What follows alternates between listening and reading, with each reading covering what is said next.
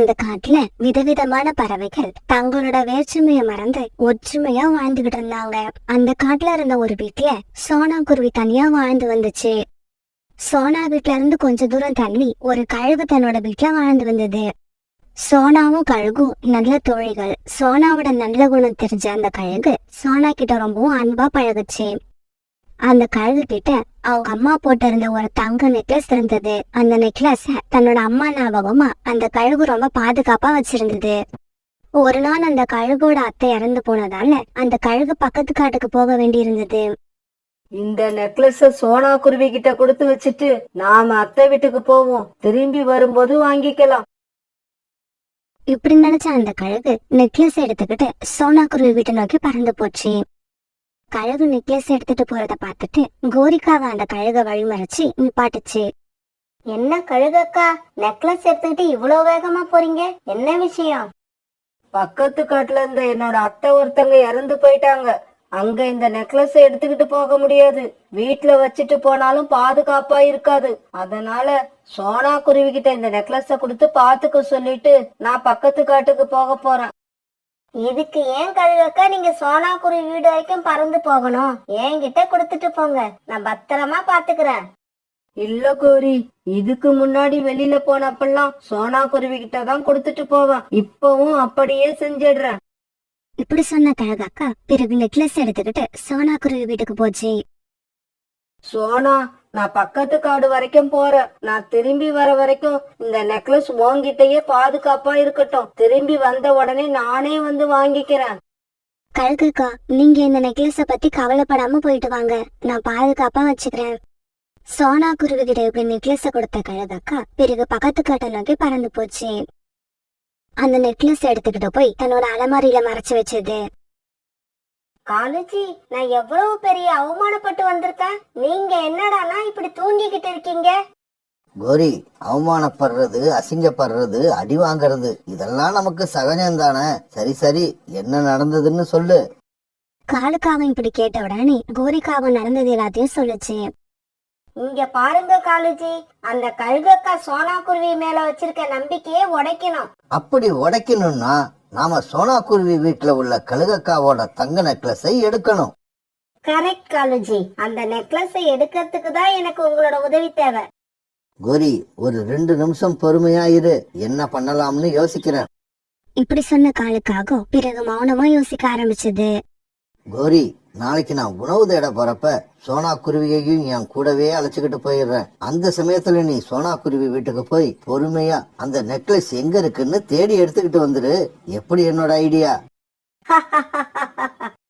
காலேஜி, இது மட்டும் நடந்துருச்சுன்னா சோனா குருவி மேல ரொம்ப நம்பிக்கை வச்சிருக்க கழுகக்காவே அது கூட சண்டை போட ஆரம்பிச்சிடும். பிறகு மறுநாள் காலையில காலுக்காக சோனா குருவி வீட்டுக்கு போச்சு. சோனா, நான் உணவு தேட கிளம்புறேன், நீயும் என் கூட உணவு தேட வரியா? என்ன காலன்னா, நேர்ல பார்த்தா கூட பாக்காத மாதிரி போவீங்க, இன்னைக்கு என்ன ஆச்சு, உணவு தேட வரியான வீடு வந்து கேக்குறீங்க? அது வேற ஒண்ணும் இல்ல சோனா, தனியா உணவு தேட போனா ரொம்பவும் போர் அடிக்குது. அதனாலதான் இன்னைக்கு உன்னையும் அழைச்சுக்கிட்டு போகலாம்னு நினைச்சேன். பிறகு காலுக்காகவும் சோனா குருவியும் உணவு தேட ஒன்னா பறந்து போனாங்க. இவங்க இப்படி போறத ஒரு மரத்துக்கு பின்னால மறைஞ்சிருந்து பார்த்த கோரிக்காகவும் சோனா குருவி வீடு ஜன்னல் வழியா அவங்க வீட்டுக்குள்ள போச்சு.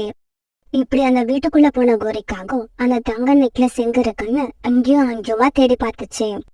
கடைசியா அந்த அலமாரியை திறந்து பார்த்த கோரிக்காகவும் தங்க நெக்லஸ பாத்துருச்சு. பிறகு அந்த தங்க நெக்லஸ் எடுத்துக்கிட்ட கோரிக்காகவும் தன்னோட வீட்டுக்கு போச்சு. வீட்டுக்கு போன கோரிக்காகவும் அந்த தங்க நெக்லஸ போட்டு பார்த்தது.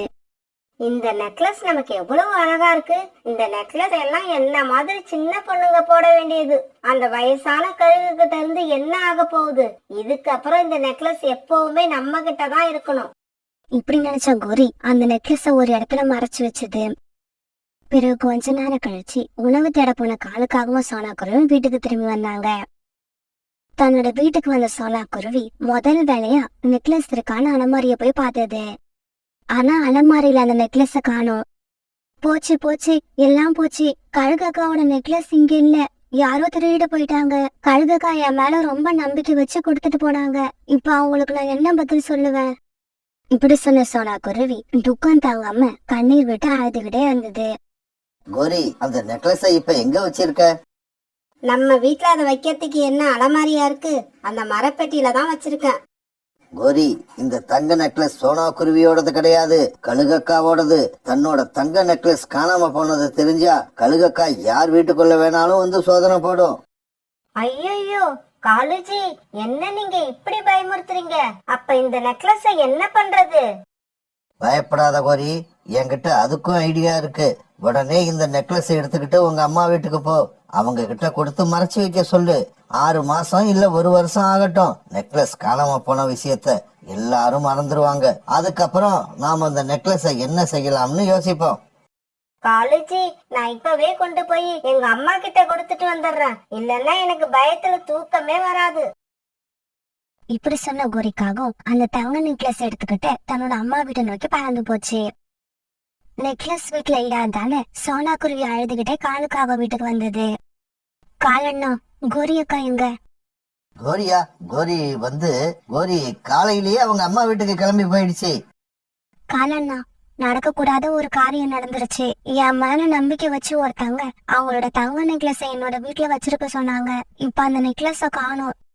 அடடா, உண்மையாவே இது உன்னை பொறுத்த வரைக்கும் ஒரு கெட்ட காரியம்தான். இருந்தாலும் சொன்னா, திருடுனது யாருன்னு தெரியாம நாம இந்த விஷயத்துல எதுவுமே செய்ய முடியாது. இதுக்கு நீ வீட்டுக்கு போய் இன்னொரு தடவை நல்லா தேடிப்பாரு. அம்மா, இந்தாங்க நெக்லஸ், இத பத்திரமா வச்சுக்கோங்க. கோரி, உங்க அப்பா உயிரோடு இருக்கிற வரைக்கும் எத்தனையோ தடவை கேட்டு பார்த்துட்டேன். அவர் எனக்கு நெக்லஸ் வாங்கி கொடுத்ததே இல்ல. என்னோட ஆசையை நீயாவது நிறைவேற்றி வச்சியே, உனக்கு ரொம்ப நன்றி. அம்மா, நான் ஏற்கனவே ரொம்ப பயந்து போயிருக்கேன். இத நீ வேற வெறுப்பேத்தாத. இந்த நெக்லஸ உனக்கு நான் வாங்கிட்டு வரல, இத ஒரு கழுகு கிட்ட இருந்து திருடிக்கிட்டு வந்திருக்கேன். இந்த விஷயம் வெளியில தெரிஞ்சது, நீயும் காலி நானும் காலி. அதனால இத வீட்டுல ஏதாவது ஒரு மூலையில பத்திரமா மறைச்சு வை. 6 மாசமோ 1 வருஷமோ கழிச்சு நான் வந்து வாங்கிக்கிறேன். என்னடி கோரி இப்படி பேசுற? தங்க நெக்லஸ கையில கொடுத்துட்டு கழுத்துல போடாதன்னு சொன்னா எப்படி? இப்படியே பேசிக்கிட்டு இருந்த அம்மானு கூட பார்க்காம கழுத்துல உன போட்டுடுவேன், ஜாக்கிரதை. மறுநாள் காலையில பக்கத்து காட்டுக்கு போயிருந்த கழுகு தன்னோட காட்டுக்கு திரும்பி வந்தது. இப்படி திரும்பி வந்த கழுகாக்கா நேரா சோனா குருவி வீட்டுக்கு தான் போச்சு. சோனா, என்னோட நெக்லஸ எடுத்து கொடு, நான் வீட்டுக்கு கிளம்புறேன். கழுகக்கா, நான் அந்த விஷயத்த உங்ககிட்ட எப்படி சொல்லுவேன்? நான் காலண்ணா கூட உணவு தேட போயிருந்தேன். அந்த சமயத்துல வீட்டுல இருந்த நெக்லஸை யாரோ திருடிட்டு போயிட்டாங்க. சோனா, நீ என்ன சொல்ற? அந்த நெக்லஸ் மேல நான் எவ்வளவு அன்பு வச்சிருந்தேன் உனக்கே தெரியும். எங்க அம்மாவோட ஞாபகமா என்கிட்ட அதை தவிர வேற எதுவுமே இல்ல. நீ என்ன பண்ணுவியோ ஏது பண்ணுவியோ தெரியாது, எனக்கு அந்த நெக்லஸ் வேணும். கழுகக்கா, நானும் எல்லார்கிட்டயும் கேட்டு பார்த்துட்டேன், யாருமே தெரியலங்கிறாங்க. சோனா, உன்கிட்ட நான் எந்த கதையும் கேட்க விரும்பல. உன் மேல நான் ரொம்ப மதிப்பு வச்சிருக்கிறேன். அதனால உனக்கு நாளைக்கு வரைக்கும் டைம் தரேன். நாளைக்கு ராத்திரிக்குள்ள எப்படியாவது என்னோட நெக்லஸை என்கிட்ட திருப்பி கொடுத்துடு. இப்படி சொல்லிட்டு கழுகு அங்கிருந்து பறந்து போயிடுச்சு. கடவுளை, அடுத்தவங்களுக்கு உதவி பண்ண நினைக்கிற எனக்கு நீ கொடுக்கிற பரிசு ஏதானா? நான் உன்னதான் நம்புறேன். எப்படியாவது அந்த நெக்லஸ் மறுபடியும் கிடைக்கிற மாதிரி செஞ்சுடு. அதை திருடினவங்களுக்கு தண்டனை வாங்கி கொடு. இந்த மாதிரி சொல்லி சோனா குருவி கண்ணீர் விட்டு அழுதுச்சு. கோரிக்காகத்தோட அம்மாவுக்கு அன்னைக்கு ராத்திரி பூரா தூக்கமே வரல. இந்த கோரிக்கு கொஞ்சம் கூட அறிவே இல்ல. இவ்வளவு அழகான தங்க நெக்லஸ கையில கொடுத்துட்டு அதை போடக்கூடாதுன்னு சொன்னா என்ன அர்த்தம்? இப்படி யோசிச்சுக்கிட்டே இந்த கோரிக்காகத்தோட அம்மா அப்படியே தூங்கிட்டாங்க. மறுநாள் பொழுது விடிஞ்சிச்சு. ஒரு தடவை இந்த நெக்லஸ போட்டுக்கிட்டு போய் ஆத்து தண்ணீர்ல நம்மளோட அழக பாத்துட்டு வந்துருவோம். இப்படி நினைச்ச கோரியோட அம்மா நெக்லஸ் எடுத்துக்கிட்டு போனாங்க. நெக்லஸ போட்டுக்கிட்டு நதிக்கரையில தன்னோட அழக பார்த்தாங்க. அடடா, இந்த நெக்லஸ் நமக்கு தான் எவ்வளவு அழகா இருக்கு. எப்படி இருந்தாலும் கோரி இத வந்து கேட்கும் போது திருப்பி கொடுத்துதான் ஆகணும். அது வரைக்கும் நமக்கு எப்பெல்லாம் ஆசை வருதோ அப்ப எல்லாம் இந்த நெக்லஸ போட்டுக்கிட்டு வந்து இப்படி நதி தண்ணீர்ல அழகு பார்த்துக்க வேண்டியதுதான். கோரியோட அம்மா இப்படி நினைச்சுக்கிட்டு இருக்கும் போது பக்கத்து காட்டுல இருந்து திரும்பி வந்த புறா அவங்கள பார்த்துட்டு அங்க போச்சு. என்ன காமாட்சி அம்மா, எப்படி இருக்கீங்க? உங்களை பார்த்து ரொம்ப நாள் ஆகுது, அதான் விசாரிச்சுட்டு போகலாம்னு வந்தேன். புறா கோரிக்காகத்தோட அம்மா கழுத்துல போட்டிருந்த தங்க நெக்லஸ கவனிக்கவே இல்ல. புறா அவங்கள சாதாரணமா தான் விசாரிக்க போச்சு. ஆனா காமாட்சி அம்மாவோட மனசுல புறா நம்மளோட கழுத்துல இருக்கிற தங்க நெக்லஸ பாத்துருக்கோமோன்னு ஒரு பயம் வந்துருச்சு. புறா புறா, எனக்கு ஒரு உதவி பண்ணணும். சொல்லுங்கம்மா, என்ன செய்யணும்? வந்து வந்து நான் கழுத்துல நெக்லஸ் போட்டிருக்க விஷயத்த கோரிக்காகத்தை பார்த்தா தயவு செய்து அவகிட்ட சொல்லிடாத. காமாட்சி அம்மா இப்படி சொன்னதுக்கு அப்புறம் தான் புறா அவங்க கழுத்துல போட்டு இருக்க நெக்லஸ பார்த்தது. காமாட்சி அம்மா, நீங்க கழுத்துல நெக்லஸ் போட்டிருக்கிறத நான் இப்பதான் பாக்குறேன். ஆமா, நீங்க இந்த நெக்லஸ போட்டிருக்கிறத எதுக்காக கோரிக்காகத்துக்கிட்ட சொல்லக்கூடாதுன்னு சொல்றீங்க? ஐயோ, நான் நெக்லஸ் போட்டிருக்கிறது நீ பார்க்கவே இல்லையா? அடப்பாவமே, அவசரப்பட்டு நான் தான் வாய விட்டுட்டேன் போல இருக்கு. இங்க பாரு புறா, இதுக்கு மேல நீ என்ன எந்த கேள்வியும் கேட்காத. நான் வீட்டுக்கு போகணும். இப்படி சொன்ன காமாட்சி அம்மா உடனே அங்கிருந்து பறந்து தன்னோட வீட்டுக்கு போயிட்டாங்க. என்ன காமாட்சி அம்மா சம்பந்தம் இல்லாம என்னென்னமோ பேசிட்டு போறாங்க. அப்ப இந்த தங்க நெக்லஸ்ல ஏதோ விஷயம் இருக்கு. இப்படி யோசிச்ச புறா தன்னோட காட்டுக்கு போச்சு. இப்படி காட்டுக்கு போனதும் அங்க உள்ள பறவைகள் கிட்ட பேசுறப்ப சோனா குருவி வீட்டுல தங்க நெக்லஸ் காணாம போன விஷயம் புறாவுக்கு தெரிய வந்தது. ஆமா சோனா, கோரிக்காகத்தோட அம்மா நதிக்கரையில தங்க நெக்லஸ் போட்டுக்கிட்டு உட்கார்ந்து இருந்தாங்க. அத நான் என் கண்ணால பார்த்தேன். பிறகு புறாவும் சோனா குருவியும் கழுகு கிட்ட போய் இந்த விஷயத்த சொன்னாங்க. நெக்லஸ் இருக்கிற இடம் தெரிஞ்சிருச்சுல்ல, இது போதும் எனக்கு. பிறகு சோனா குருவி புறா கழுகு 3 பேரும் கோரிக்காகத்தோட அம்மா வீட்டுக்கு போனாங்க. என்ன காமாட்சி அம்மா, உங்க கழுத்து வெறும் கழுத்தா இருக்கு. உங்க கழுத்துல மட்டும் ஒரு நெக்லஸ் கடந்தா எவ்வளவு அழகா இருக்கும். நெக்லஸ்ங்கிற வார்த்தையை கேட்ட உடனேயே காமாட்சி அம்மாவுக்கு பயம் வந்துருச்சு. இங்க பாருங்க, நெக்லஸ பத்தி என்ன நீங்க எது கேட்டாலும் சொல்ல மாட்டேன். எது கேட்கணும்னாலும் என் பொண்ணு கிட்ட போய் கேட்டுக்கோங்க. இப்ப நீங்க அந்த நெக்லஸை எடுத்து கொடுத்துட்டீங்கன்னா உங்க உடம்புக்கு எந்த ஆபத்தும் இருக்காது. கொடுக்க மாட்டேன்னு அடம் பிடிச்சிங்கன்னா அதுக்கப்புறம் நடக்கிறதுக்கு நாங்க பொறுப்பு கிடையாது. இதை கேட்ட உடனே காமாட்சி அம்மா பயந்துகிட்டு நெக்லஸ் எடுத்து கழுகு கிட்ட கொடுத்தாங்க. கழுகக்கா, இதோ உங்க நெக்லஸ் உங்க கைக்கு வந்துருச்சு. என்னோட வேலை முடிஞ்சிருச்சு. ஆமா சோனா, உன்னோட வேலை முடிஞ்சிடுச்சு. ஆனா என்னோட வேலை இன்னும் கொஞ்சம் பாக்கி இருக்கு. இப்படி சொன்ன கழுகு நேரா கோரிக்காகம் வீட்டுக்கு பறந்து போச்சு. என்ன கோரி, இந்த நெக்லஸ எங்கேயாவது பார்த்த மாதிரி ஞாபகம் இருக்கா? கழுகு கிட்ட அந்த நெக்லஸ பார்த்ததும் கோரிக்காகத்தால நடந்தது எல்லாத்தையும் யூகிக்க முடிஞ்சது. அழகக்கா, இந்த நெக்லஸ்க்கும் எனக்கும் எந்த சம்பந்தமும் இல்ல. நான் இத பார்த்தது கூட இல்ல. தயவு செய்து என் வீட்டை விட்டு போயிடுங்க. உன் வீட்டை விட்டு போகாம நான் என்ன இங்கேவா இருக்க போறேன்? போறதுக்கு முன்னாடி உங்களுக்கு ஒரு பரிசு கொடுத்துட்டு போறேன். என்னது, கழுகக்கா பரிசு கொடுக்க போகுதா? அப்படின்னா நாம உடனே எஸ்கேப் ஆகி ஆகணும். கழுகு இப்படி சொன்ன உடனே காலுக்காக ஜன்னல் வழியா வெளியில பறந்து போயிடுச்சு. பிறகு கழுகு கோரிக்காகத்தை போட்டு அடி வெளுத்து வாங்குச்சு. கழுகக்கா, கழுகக்கா, என்ன அடிக்காதீங்க. அந்த நெக்லஸ நான் ஒரே ஒரு தடவை தான் போட்டு பார்த்தேன். அதுக்கு இந்த அடியே போதும். இதுக்கு மேல என்ன அடிக்காதீங்க. இந்த மாதிரி கோரிக்காக செய்ய தவறுக்கு அதுக்கு தண்டனை கிடைச்சது. அந்த காட்டுல உள்ள ஸ்கூல் காலேஜ் எல்லாத்துக்கும் அப்ப கோடை விடுமுறை விட்டு இருந்தாங்க. அதனால எல்லா குழந்தைகளும் ரொம்பவும் சந்தோஷமா தங்களோட நண்பர்கள் கூட விளையாண்டு பொழுத போக்கிக்கிட்டு இருந்தாங்க. சோனா குருவியோட பையன் குக்கு ரொம்ப நாளா பக்கத்து காட்டுல இருக்கிற தன்னோட பாட்டி வீட்டுக்கு போகணும்னு அவங்க அம்மா கிட்ட சொல்லிக்கிட்டே இருந்தான். இப்ப அவனோட ஸ்கூல்லயும் லீவ் விட்டதால பாட்டி வீட்டுக்கு போய் ஆகணும்னு ரொம்ப பிடிவாதம் பிடிக்க ஆரம்பிச்சான். இங்க பார் குக்கு, நீ கேட்ட மாதிரியே உன்னோட பாட்டி வீட்டுக்கு அழைச்சிக்கிட்டு போறேன். ஆனா நான் திரும்பி வரும்போது என் கூடவே நீயும் திரும்பி வந்துடணும். பாட்டி கூடவே இருக்கணும்னு அடம் பிடிக்க கூடாது. வந்துருவாம்மா, உங்க கூடவே திரும்பி வந்துடுவேன். அங்கேயே இருக்கிறேன்னு சொல்ல மாட்டேன். இங்க பாரு குக்கு, நல்லா ஞாபகம் வச்சுக்க. அங்க போனதுக்கு அப்புறம் என் கூட வீட்டுக்கு கிளம்பாம பாட்டி கூடவே இருக்க போறேன்னு சொன்னா அதுக்கப்புறம் உன்னை என்னைக்குமே பாட்டி வீட்டுக்கு அழைச்சிட்டு போக மாட்டேன். போன தடவை பாட்டி கூடவே தங்கி அவங்களுக்கு அவ்வளவு தொல்லை கொடுத்ததை என்னால இன்னும் மறக்க முடியல. அம்மா, கண்டிப்பா இந்த தடவை நான் அந்த மாதிரி எந்த தொல்லையும் யாருக்கும் கொடுக்க மாட்டேன்.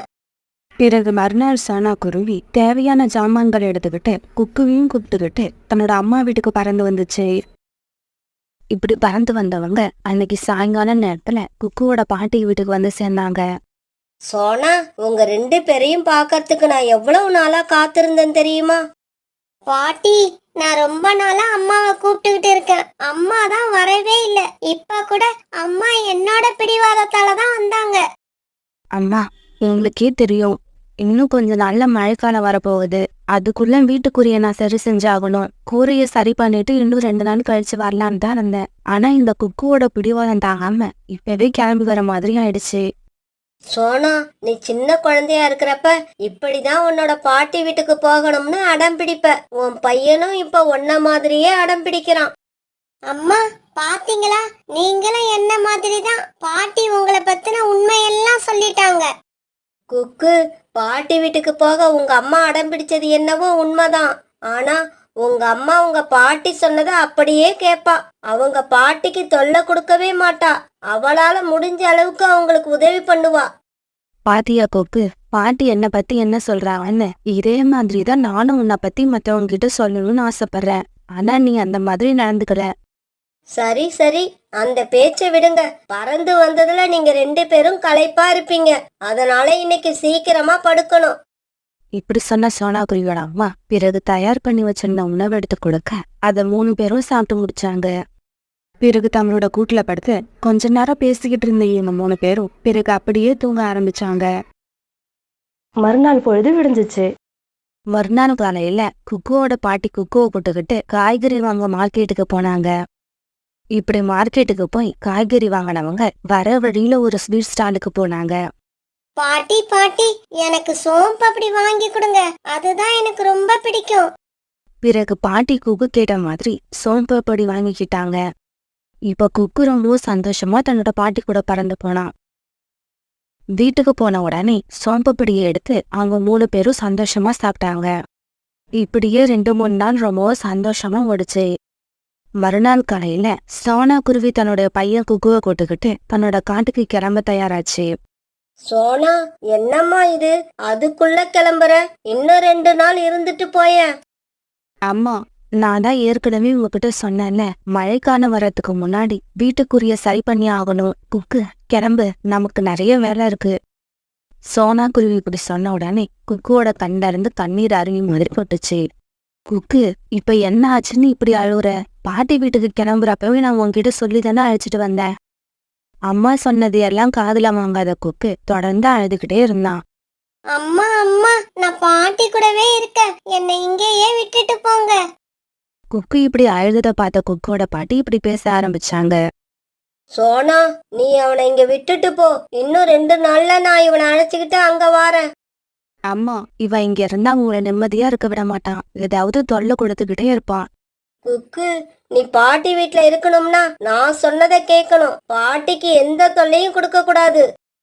பாட்டி பாட்டி, நான் நீங்க என்ன சொன்னாலும் அதை அப்படியே கேட்பேன். உங்க பேச்சை மீறி நடந்துக்கவே மாட்டேன். பிறகு சோனா குருவி தன்னோட பையன் குக்குவை பாட்டி வீட்லயே விட்டுட்டு அது மட்டும் தன்னோட வீட்டுக்கு பறந்து போச்சு. தன்னோட அம்மா பாட்டி வீட்ல இருந்து கிளம்பி போறத பாட்டி வீட்டு கூரை மேல உட்காந்துருந்த குக்கு பார்த்துக்கிட்டே இருந்தான். பிறகு ரொம்பவும் சந்தோஷமா பாட்டியோட வீட்டுக்குள்ள வந்தான். தன்னோட அம்மா கூடவே இருந்தால வாழை சுருட்டி வச்சுக்கிட்டு இருந்த குக்கு இப்ப தன்னோட இஷ்டம் போல ஆட்டம் போட ஆரம்பிச்சான். பாட்டி பாட்டி, நான் என்னோட ஃப்ரெண்ட்ஸ் கூட விளையாட போறேன். இங்க பாரு குக்கு, இந்த காட்டோட வழியெல்லாம் உனக்கு சரியா தெரியாது. தனியா போனா எங்கேயாவது காணாம போயிடுவ. இல்ல பாட்டி, எனக்கு எல்லா வழியும் தெரியும். ப்ளீஸ் என்ன போக விடுங்க. நான் போய் விளையாண்டுட்டு சீக்கிரமா திரும்பி வந்துடுறேன். ஆனா குக்குவோட பாட்டி ஒத்துக்கவே இல்ல.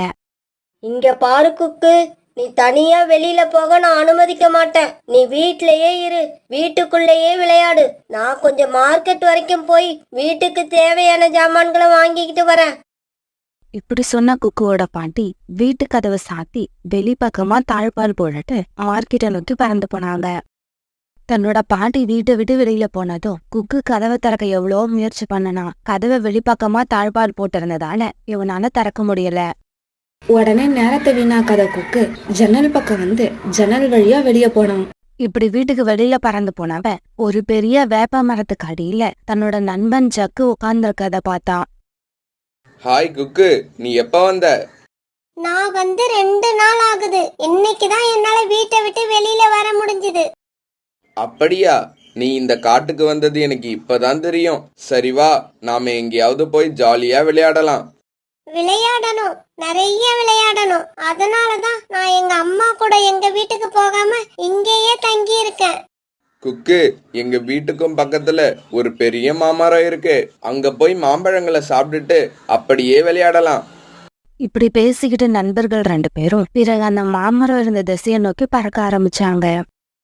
அதே சமயத்துல மார்க்கெட்டுக்கு போயிருந்த குக்குவோட பாட்டி வீட்டுக்கு திரும்பி வந்துட்டாங்க.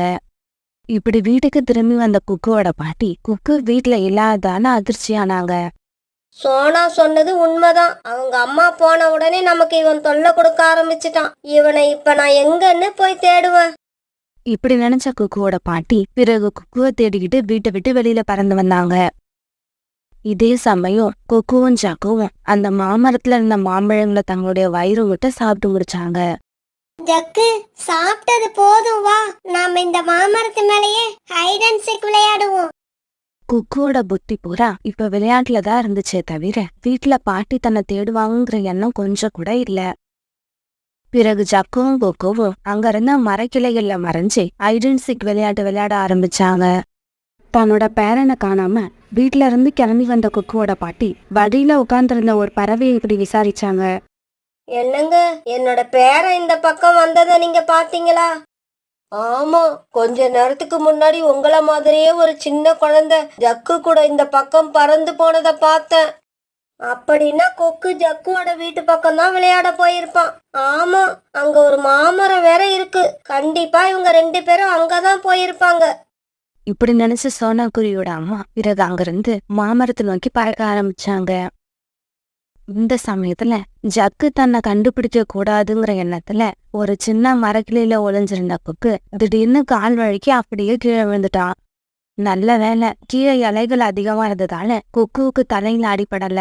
இருந்தாலும் அவனோட ரெக்கைகள்ல அடிபட்டு ரத்தம் வந்துருச்சு. பாட்டி, பாட்டி, என்ன காப்பாத்துங்க. என்னோட ரெக்கையில ரத்தம் வருது. எனக்கு ரொம்ப வலிக்குது. கொக்குவோட இந்த சத்தத்தை கேட்டு நிறைய பறவைகள் அங்க கூட்டமா வந்து சேர்ந்தாங்க. தம்பி, நீ யாரு? உன்னோட வீடு எங்க இருக்கு? என்ன கொண்டு போய் எங்க பாட்டி கிட்ட விட்டுருங்க. எனக்கு ரொம்ப வலிக்குது. பாட்டி, பாட்டி, நீங்க எங்க இருக்கீங்க? பிறகு அந்த சமயத்துல அங்க வந்து சேர்ந்த குக்குவோட பாட்டி குக்குவோட நிலைமைய பார்த்துட்டு கண்ணீர் விட்டாங்க. பிறகு உடனே குக்குவை தூக்கிட்டு தன்னோட வீட்டுக்கு பறந்து போனாங்க. என் பேரனோட ரெக்கையில இருந்து ரத்தம் வழியறத பார்க்க எனக்கு ரொம்ப கஷ்டமா இருக்கு. பிறகு கொஞ்ச நேரம் அழுத குக்குவோட பாட்டி பிறகு அவனோட ரெக்கைகள்ல ஏற்பட்ட காயத்துக்கு கட்டு போட்டு விட்டாங்க. மறுநாள் காலையில குக்குவுக்கு வலி கொஞ்சம் குறைஞ்சிருந்தது. இப்ப நல்லா ஏந்திரிச்சு கூட்டுல உட்கார ஆரம்பிச்சா. குக்கு, வீட்டை விட்டு வெளியில போகும்போது என்கிட்ட சொல்லாம தானே போன. அப்புறம் எதுக்காக அடிபட்ட உடனே பாட்டி பாட்டின்னு கத்தன? பாட்டி, அது ஏன்னு தெரியல. நம்ம உடம்புக்கோ இல்ல மனசுக்கோ ஒரு கஷ்டம் வரும்போது நம்மளை யாரு நல்லா பார்த்துப்பாங்களோ, நமக்கு தேவையானதெல்லாம் யாரு செஞ்சு கொடுப்பாங்களோ, நம்ம மேல யாரு நிறைய அன்பு வச்சிருக்காங்களோ உடனே அவங்க கிட்ட போகணும்னு தோணுது. சரி, நீ சொல்றதெல்லாம் சரி. அப்படி உன் மேல அன்பு வச்சிருக்கிறவங்க கிட்ட நீ பொய் சொல்லலாமா? அவங்க கிட்ட சொல்லாம வெளியில போகலாமா? இனிமே நான் கண்டிப்பா அந்த மாதிரி போக மாட்டேன் பாட்டி. நேத்து நான் உங்ககிட்ட சொல்லாம வெளியில போனது எவ்வளவு பெரிய தப்புன்னு நான் புரிஞ்சுக்கிட்டேன். இதுக்கப்புறம் ஒரு நாளும் நான் உங்களுக்கோ இல்ல அம்மாவுக்கோ தொல்லை கொடுக்கவே மாட்டேன்.